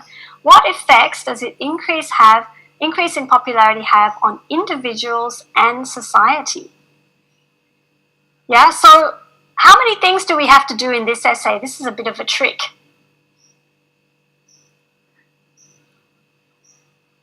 Any ideas? How many things do we do in this essay? 3, yes, that's right. It's got 2 questions, but there's like A and B down here. So first we have to talk about the reasons why shopping is so popular. Then we have to think about, so it has become very popular. How does this affect individuals? But also, how does this affect society? Yeah, so we have to talk about 3 things. So I have a question here. Is writing task 1 and 2 the same bands? It's marked the same way. Yes, Sami. So they're looking at the 4 things for task 1 and task 2. But task 2 is worth more than task 1. Okay, so yeah, so let's have a look at a model for this.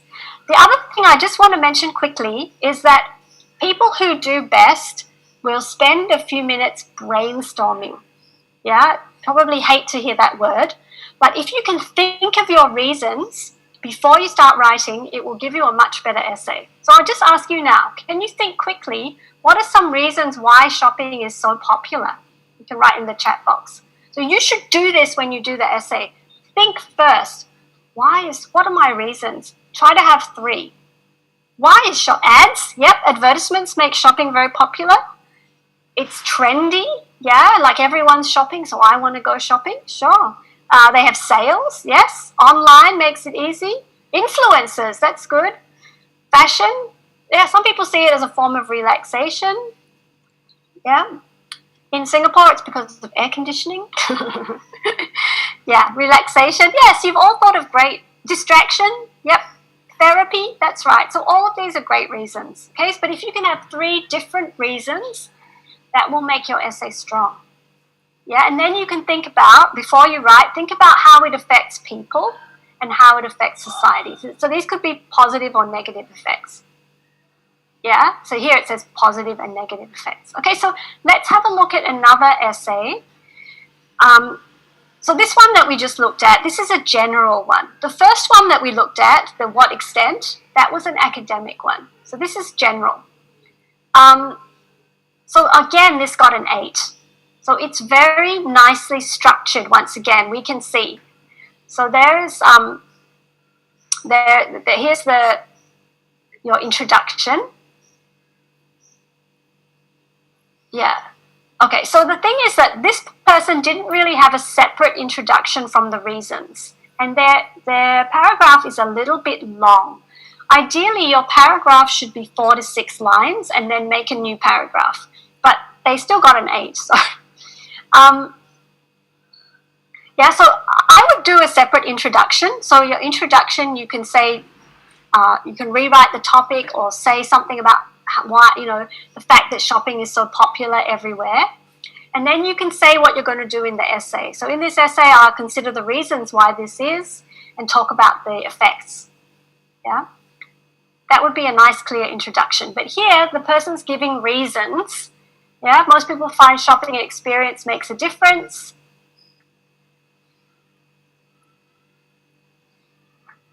Yeah, so they've provided their reasons here. Some people go shopping when they really want to buy, look around and compare prices. Yeah, pleasant distraction, like someone said. Okay, so there's some good reasons there. Now you see this paragraph, effect shopping has on individuals. So they talk about that. Then they talk about the effect on society here and here as well. And then the conclusion. This conclusion to me is a little bit weak, and they also mention that here. The conclusion in your IELTS essay, it's better to just summarize everything. And it didn't ask you for your opinion. So I wouldn't put your opinion there. I would just summarize all the points. You say like, overall, shopping is so popular because da-da-da-da, and shopping has different effects on individuals and society, something like that. Yeah, this conclusion is a little weak. Can we write a hook in the introduction paragraph? I'm not sure what you mean by that. Could you perhaps give me an example of what you mean by a hook? Yeah, Monia, you do need an introduction ideally. This one doesn't really have an introduction. To me, it would be better, like stronger, to have a clear introduction. In the introduction, you can rewrite the topic in your own words or say a general statement about the topic, and you can also say what you're going to do in the essay. Yeah, so it's very clear to the examiner. Remember, you just want to be really clear. Okay, somebody's asking about idioms in task 2. I wouldn't use too many idioms unless there's something you would use in an essay. You don't want to be like speaking. It's more formal writing. Yeah, it's not casual writing. Yeah, it's not copywriting, it's essay writing. So be careful with idioms. And you should use like you shouldn't do contractions like don't, won't, isn't. In your essay, you should write every word out. Is not, do not. Also, you get 2 words then, not 1 word. Okay? All right, so have a look at that essay, page 21 in your notes. You see how it's a good one. All right, so just some overall advice. Oh dear, we're going to run out of time. Okay, allocate your time. So remember, task 2 is worth a lot more. So really don't get stuck on task 1. Yeah, do what we've been doing. Analyze the question carefully. Make sure you have nice, clear paragraphs, usually 4 or 5 paragraphs. Remember the vocab and the grammar, the complex sentences, although, whereas, however, yeah, if sentences. Linking words also are important. Okay, if you run out of time, do not put notes or bullets. You will lose marks. You must write in full run-on sentences. Yeah, and save some time at the end to check, like maybe 2 minutes. So what I advise you to do is do a sample essay, show it to someone who has really, really good English, get them to mark any grammar mistakes. Then you will learn what you tend to do. Do you forget and but? Do you forget your past tense? Do you forget plural? So you'll learn and then you'll train yourself to look for those mistakes. Okay, now someone was saying about counting words. I think there's something here about that. Oh no, don't count words, all right? Okay, computer-based you have a word count, so that's good. Paper-based, just count how many words you do on one line and then work out how many lines you need to do, yeah? Don't count the words in the test, it's a waste of time. Okay, that's a few questions here. Is it better to write my opinion in a separate paragraph or in conclusion? Okay, so this is for the essay, discuss both views and give your own opinion. It depends how many words you need. If you have enough words, your opinion can be the last paragraph. That's fine. If you still need more words, you can do a separate conclusion and summarize everything. Up to you. A good thesis statement. Tanu Kumar, that's a very general question. So a thesis sentence, I'm not exactly sure what you mean by that.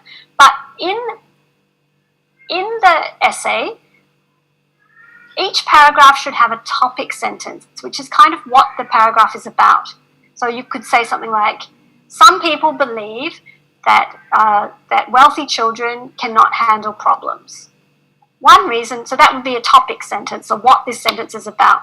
Then one reason for this is, yeah, I'm not sure what you mean by a good thesis statement. Okay. Great, so we need to move on now. As always, writing takes a lot of time.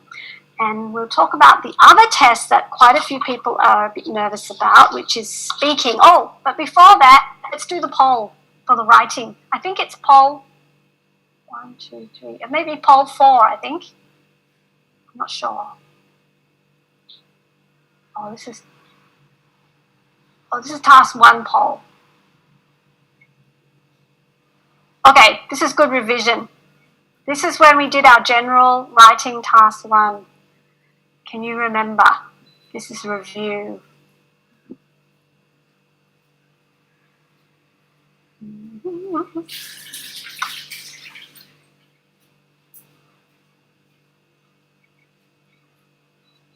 Okay, I think we can end the poll. I think I can end the poll, right? Share results. All right, let's have a look. Which 3 things must you think about for your general writing? Yes, the purpose, the tone, and cover all bullets. That's right. You don't need to use British spelling. That was a trick. IELTS is international English. You can use any kind of English spelling as long as it's correct. Long sentences, only if you can do them correctly. Yeah, this is the most important thing. Yeah, in an informal letter, yes, you can use don't, can't, isn't. Informal letter. A formal letter, you should use really formal phrases to impress the examiner. This is a trick question. In a formal letter, don't do that, because in a Western country, people are not as formal. So write in a professional way, like you would write an email to someone you don't know. Don't use very old-fashioned fancy phrases. It will not, the tone will not be correct. Okay, that was a trick question. All right. So can we do is there a poll for task 2 writing?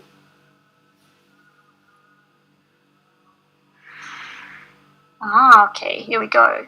Task 2.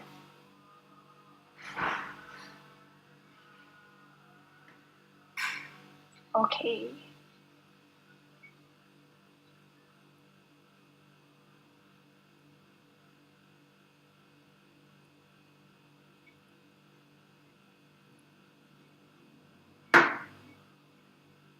All right, so I'm just going to end the poll just because of time. Let's have a look. You must write 250 words exactly. Yeah, you don't have to. You must write at least 250, but you can write more. Try not to write too many though, but maybe up to 300. You should count each word? No, that's right. Don't count each word. And if you run out of time, yeah, don't write in points or notes. You must write in full sentences, okay? Great. All right, so let's move on and talk about speaking. Now, how long was the speaking? Do you remember? Well, I've just got a question about metaphors advisable in essays. If it supports your point, you could use a metaphor, but it's not creative writing, it's not narrative writing. So if it supports your reason or example, you could use it. 15 minutes, yes, 11 to 14 minutes, that's right. So, all right, oops, what am I doing? Yeah, so the speaking test is the same for academic and general, and it's always done face-to-face. So it has 3 parts. Part 1 is all about you, and it will be topics, personal topics. Could be about your work, could be about your home, could be about your pets, could be about your plants, could be anything about you. The examiner is aiming to ask about,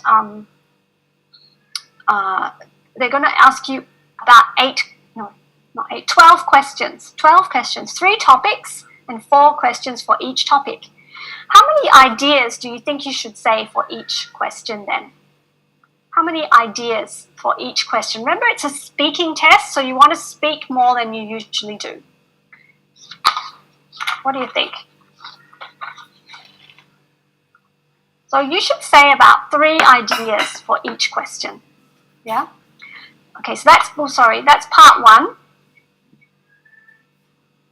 Part 2, you talk for 2 minutes on a topic, and you are given 1 minute to plan. Okay?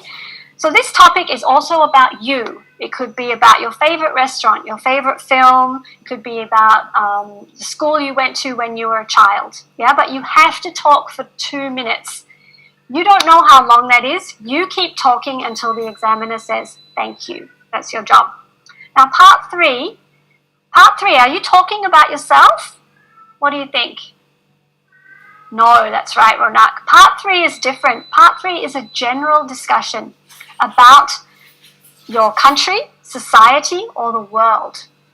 And it's linked to part 2. So if in part 2 you were talking about your favorite restaurant, part 3 will be about food, maybe about eating out in your country. It might be about food production. Yeah. In part 3, there will probably be about 8 questions. Again, try to say 3 ideas for each question, 2 or 3 ideas. And the questions can get harder in part 3. If they get harder and more kind of strange, that's good. It's a very good sign. It means the examiner thinks you're good. Yeah, and they're pushing you.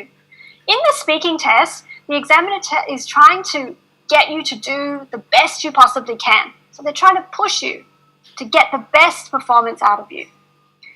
All right, so let's talk a little bit about how it's marked. You'll see it's very similar to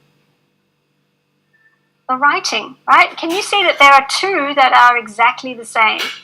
Yeah, Jen is asking, can you change the topic if you don't know? Unfortunately not. You are stuck with that topic. But most of the topics have been tested. I mean, they have all been tested on many people. So the topics are not so specific, yeah?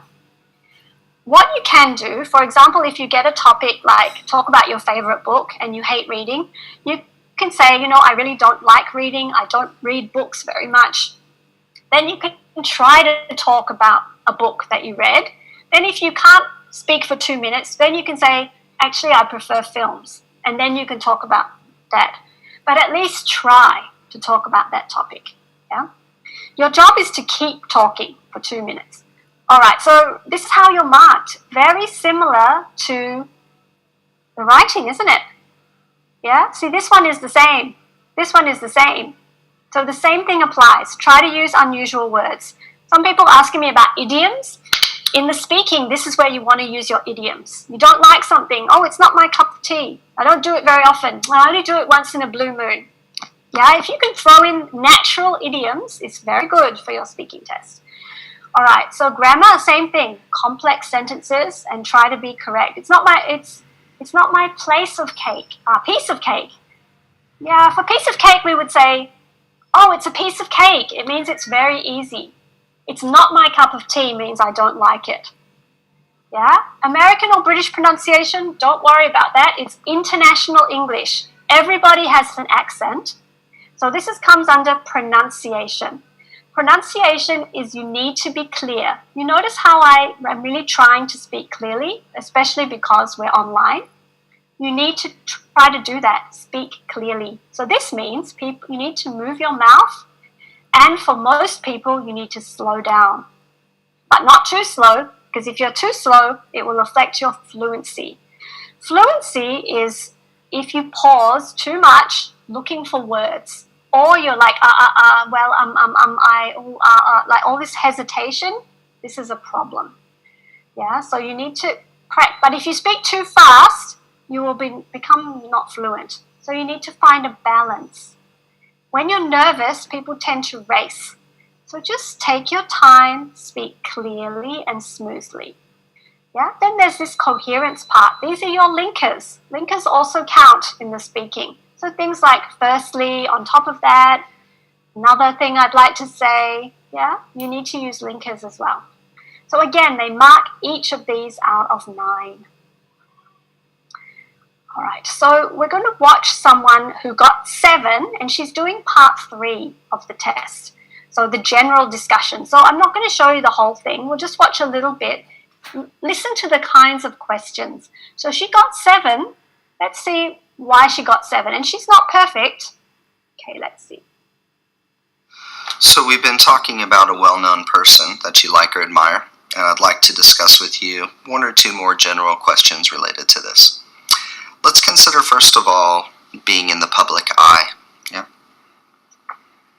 What are some of the advantages and disadvantages of being famous? The advantages are that first that you will get really rich, and the fame actually it helps you because you don't have to pay for a lot of stuff.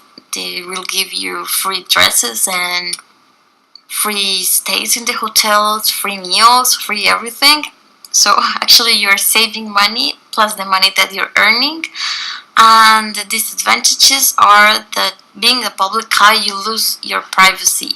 You will always be in the eye of the paparazzi and the people, and if someone recognizes you, they will take a picture of you, and that's the end of the relaxed evening. So I think that it will be a really big disadvantage. Do you think if a celebrity accepts those endorsements, do you think they lose their honesty? I don't think that they will lose their honesty, but maybe it will change them.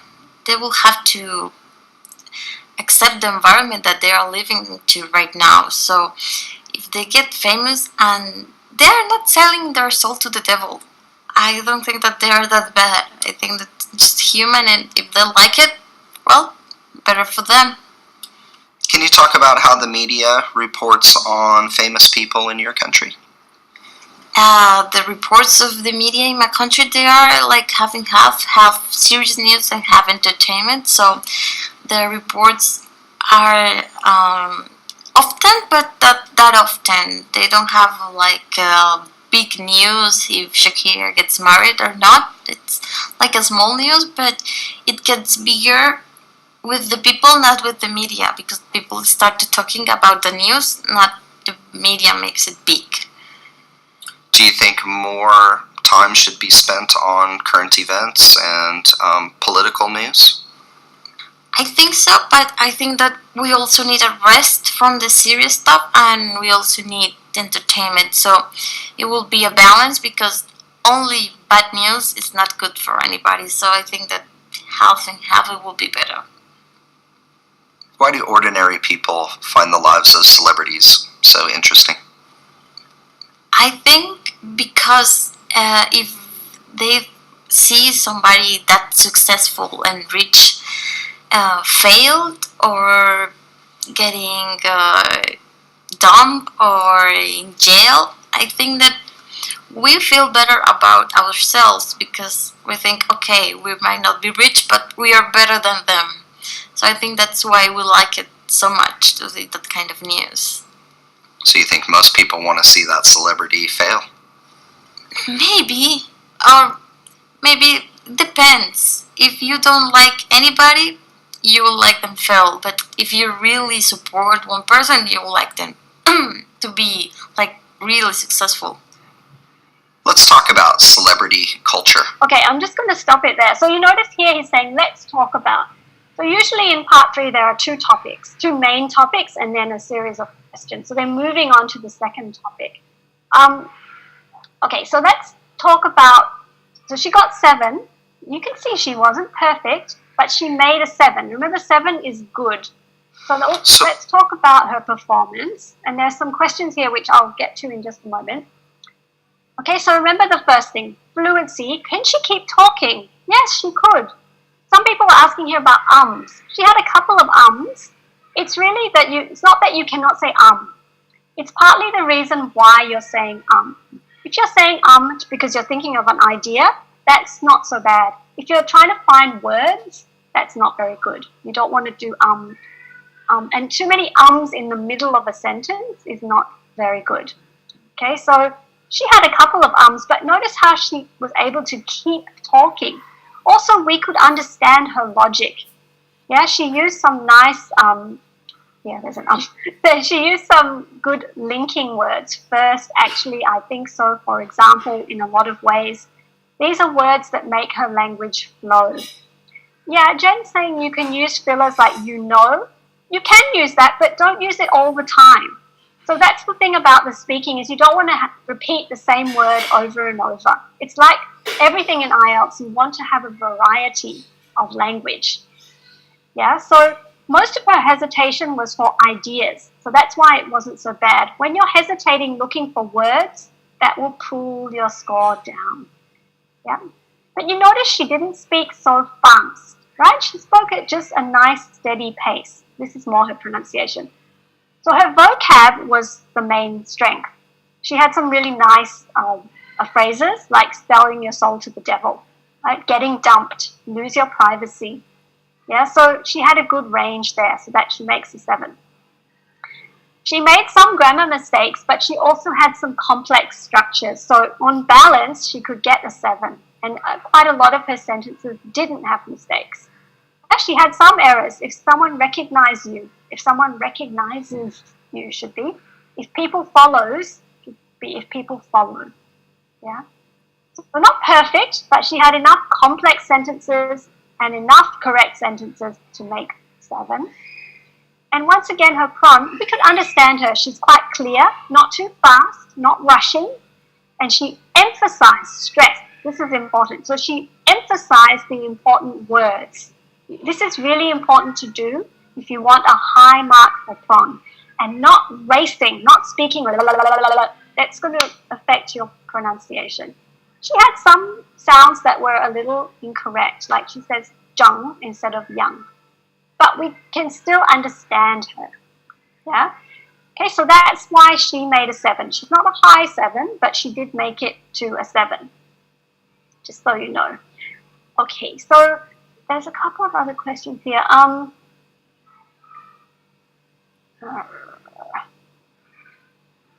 Okay, a question about masks. Yes, so in quite a few territories at the moment, you need to wear a mask, and the examiner needs to wear a mask. So the examiners are now very used to it. Okay, so they're used to hearing your speech through the mask, and they know what is the muffling from the mask and what's your pronunciation. So don't worry too much about it. I would advise you, though, if you can, wear the paper mask. Don't wear the thick cloth one, because it is harder to understand. Wear the paper one. If you don't understand the question in part 3, you can definitely ask the examiner to clarify. But maybe say it in a good way. You could say like, oh, I'm not quite sure I know what you mean. Do you mind rephrasing that? Oh, that sounds very nice. Rather than, huh? Sorry? That doesn't sound so good, right? So try to say it in a cool way. Yeah? So you can try to speak up with the mask too, but that's not really your job. The examiner is good at listening now. They're quite used to examining with the mask. All right, so so how do you prepare for the speaking? Of course, it's good to practice the different parts of the speaking test, especially part 2. You can practice on your phone. Very easy to do.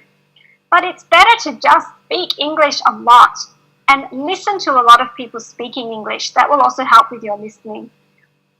Don't speak too fast. You will be nervous, but try to remind yourself, steady, nice, steady pace.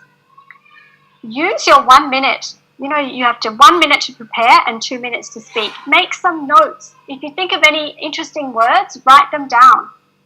Yeah. You can use fillers. So this, I think, is what Jen was meaning.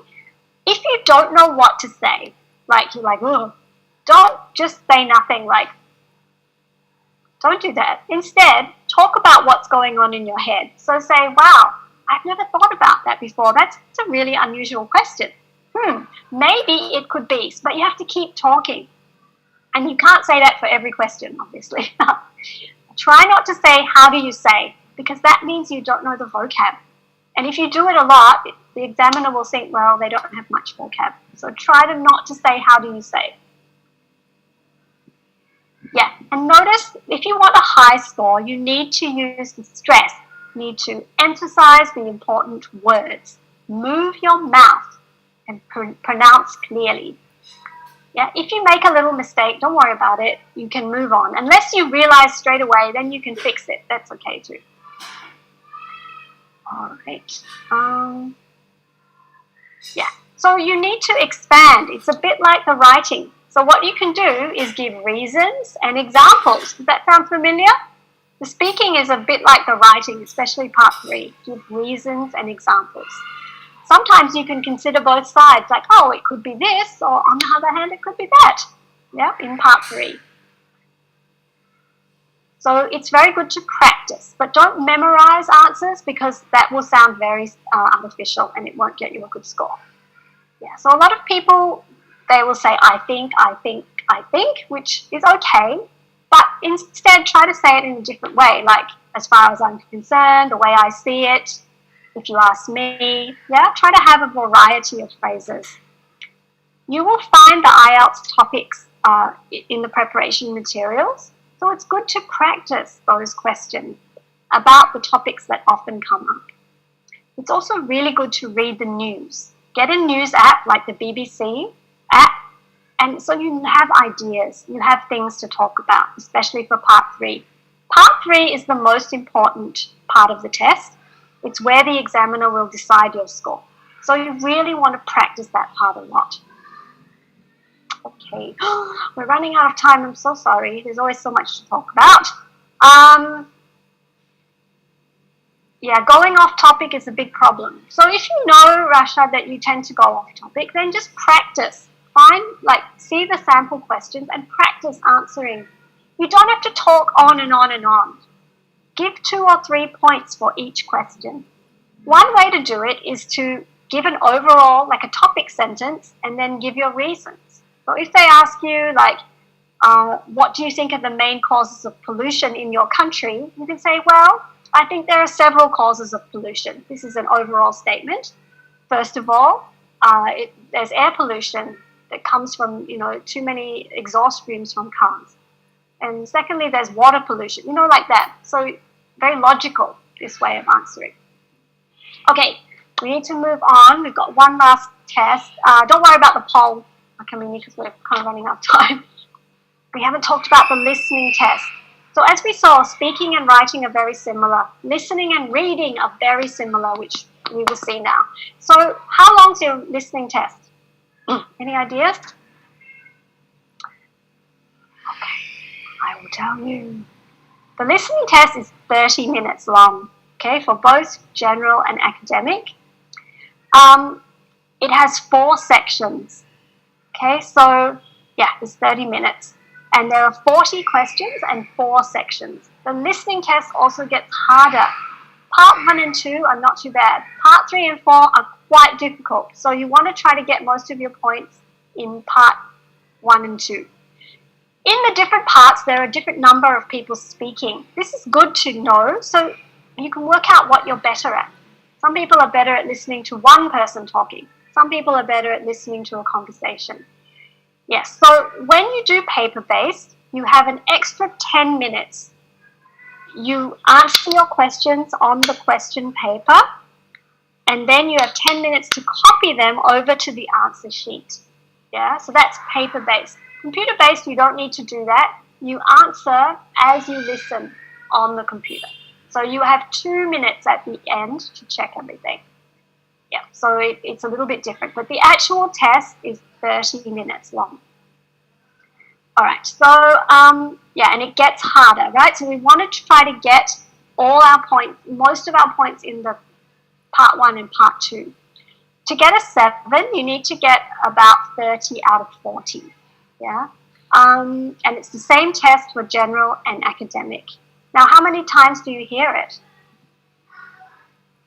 You only hear it once. That's why it's tough. So we need some strategies.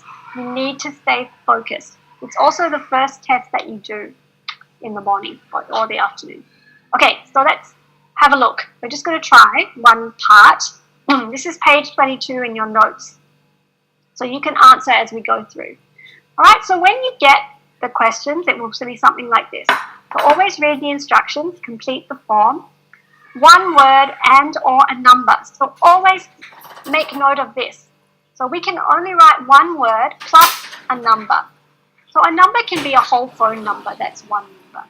All right, this is part one. Part one is usually doing some kind of form. So now we have some time to look through and predict. Okay, so Theatre Royal Plymouth booking form. So we have to guess what the answer might be. Date, Saturday, so that's going to be a date, time, ticket 3 adults, 1 child, seats in some part of the theatre, seat row. So rows are usually letter and number, right? Post, payment, card details, type. So it might be Visa, number, the credit card number, name. This is going to be the name. Okay, so here this request, put on the mailing list. So notice the grammar, verb plus noun, book something. So probably going to be a noun. Okay, so you will be given some time to go through like this. Right, so we're going to try this. Where is it? Okay, so you can write the answers in the chat box as you get them. Now we shall begin.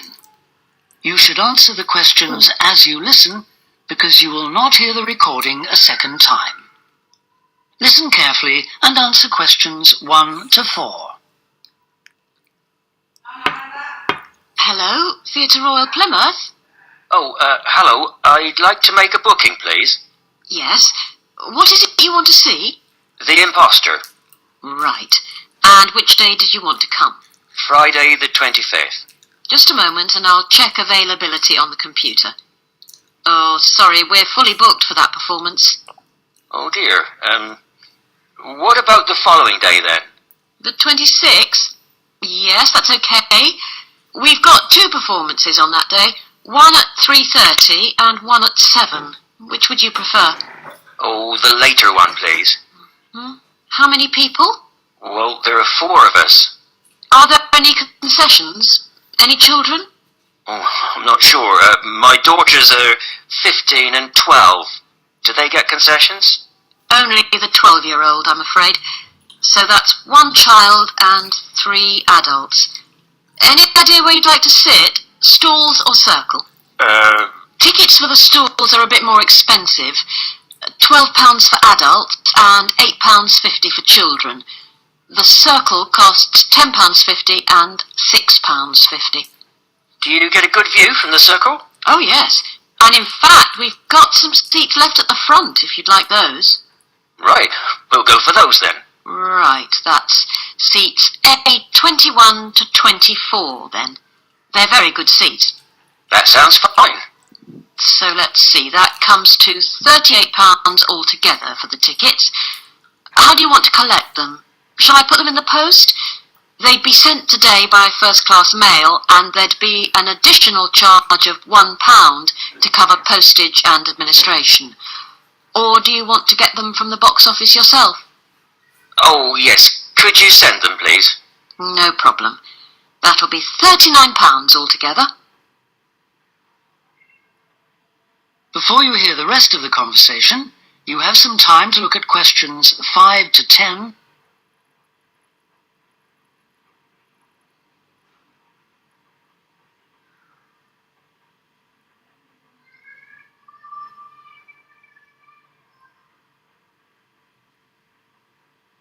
I'm just going to go through that because we've already looked at the 29. Is it Visa? Switch? Could I just take your card details? What kind of card is it? Visa? Switch? MasterCard. Okay. And the number? It's 3290 5876 4401 2899. 2899. Okay. And the name on the card, please. It's Mr. J. Whitten. WHITTON. N for never or M for mother? N for never. Thank you. And now I've nearly finished, but I just need your address and postcode. Yes, it's 42 South Street, Okay. Is that Plymouth? London. And the postcode? It's SW2 5GE. That's fine then. The ticket should be with you tomorrow. Is there anything else I can do for you? Yes, I was wondering if I could get regular information about what's on. Certainly. I can just add your name to our mailing list. Would that be okay? That would be very good. Yes, please. Oh, and there is something else, sorry. One of our group is hard of hearing, and I've heard that you can supply special headphones. That's right. As long as you tell us in advance, we can always do that. I'll book those for you now, and you can just collect them from the box office before the show. Thanks very much for your help. No problem. Thank you for calling. Thank you. Bye. Okay. That is the end of section 1. All right. So I see No, yeah, so at the end of each section of the test, of the listening test, you have 30 seconds to look at your answers. So what do you think you should do in that 30 seconds at the end? What you should do is check your spelling. If your spelling is wrong, you will not get the point. Make sure the grammar works. Be careful with plural. Is it or no s? And then if you left something blank, make sure you just put any answer there. You just guess if you don't know. Also, if you do paper-based, make sure you can read your writing, because later on you have to come back and transfer, okay? So let's have a look at the answers. I saw some very good answers in the chat box. So I'm just going to put all the answers up, and then you can query any of the ones that you don't agree with or you're not sure about. I saw earphones. They said headphones. You must write down what you hear. They didn't say earphones. Headphones.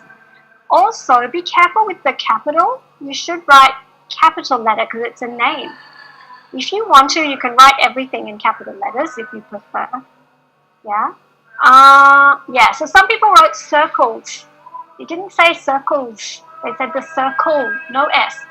Yeah, so B, that's one of the tricks with the listening test is does it have an S or not? You have to pay attention to that. Yeah. Can you write? No, do not write synonyms. You have to write down exactly what you hear. Yeah? Sometimes they will say synonyms when you're doing the listening test, but the answer you write down must be what you hear. Yeah, you cannot write synonyms down. Okay, so there are the answers for the listening. So this is just to give you an idea about how the listening works. This is part 1. So this is the easier part. All right, so we're running out of time, so I really need to move on. I'm sorry. If you need to go, please feel free to go. I will keep going because I wanted to leave some time for questions. But if you really need to go, feel free to leave. And if you have a burning question but you must leave, you can write it in the chat box now and I'll answer it. Just some tips for listening. Yeah, so they will always give you some time to look at the question. So always look through and predict. Look at the key words where the answer might be. What are you listening for? Are you listening for a name, a number, that kind of thing? So we do need synonyms because sometimes the word they say and the word in the question, do they have the same meaning or not? But what you write down must be what they say. Yeah, so the questions always go in the same order as the recording. They never go backwards, so that's good. So we just keep going. If you miss one, just focus on the next one. Don't panic. Always stick to the word limit. And sometimes you can tell when they're moving on because they kind of say, and now another thing, like they indicate that they're moving to the next question. All right, so we've covered a lot today in this 2 hours, so thank you very much for your attention. We could basically talk about IELTS for 2 weeks, no problem. So I really hope this is giving you some good tips to use for each of the tests. So really, yeah, you need to sort of make a plan and work backwards from when your test is. So you start to practice and prepare and surround yourself with English so that you are ready for the test. Yeah, so you need to choose, if you haven't, whether you're doing academic or general. And we've talked a lot about the scoring, so hopefully you understand that more. And remember, it's more than just practicing the test. You want to really work on your English language in general. So as they say, you know, moving up one band is thousands of hours, really. So you do need to try to incorporate a lot of English in your life. So it's better to have make a plan and work towards it gradually. If you have taken the test several times and you can't get the score, I would stop. And then I would work on your English and then do the test again. Yeah. So here are some resources. Please feel free to take a screenshot. So they're like official practice resources. There's a Facebook community to help with practice. You can access free tests and tips by IELTS experts and videos. So please take a screenshot of that.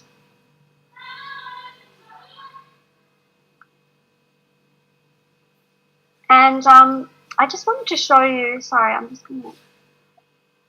There's also the IDP website.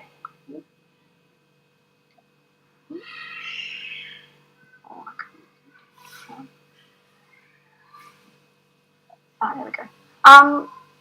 The IDP website is really good. So hopefully you can still see this. There are many materials here as well. Okay, so this is the IDP website. So there's lots of IELTS support, preparation materials, this masterclass, more preparation materials here, Facebook, some courses, some Macmillan practice. So once you book your test with IDP, you get access to all these resources. Okay, so please have a look at those on the website. So you're not alone. These are all going to help you in your preparation. You can also think about doing this official practice test. It's not a free test, but if you want to see how you're doing and get feedback, you can go to this website, IELTSprogresscheck.com, and you can you can actually do an official practice test there. Yeah, so you might want to take a screenshot of that.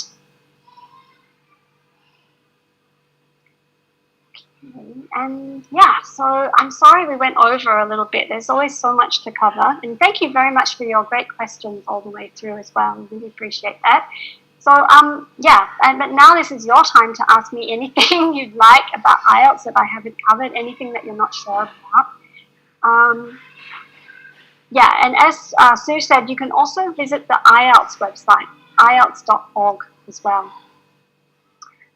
Yeah, thank you so much, everybody. So I really hope this is going to help you with your preparing for your test. Try to work backwards, okay? So, and before your test, try to do something every day. You know, I know we're all very busy, but in the evening, perhaps you can do maybe some part of a reading test and maybe task 1 of a writing test. The next day, you can do some speaking and some listening, something like that. And then try to have more English around you. So watch Netflix. Get the BBC app and follow the news. Listen to the BBC World Service or Voice of America. Just get more English. Read as much as you can in English. Yeah, so just make it your English time. Speak to as many people in English as you can. Okay, so thank you very much for staying with me for this quite long session and for all your really good questions and your involvement. And I wish you all the best, and I hope you stay safe and take care of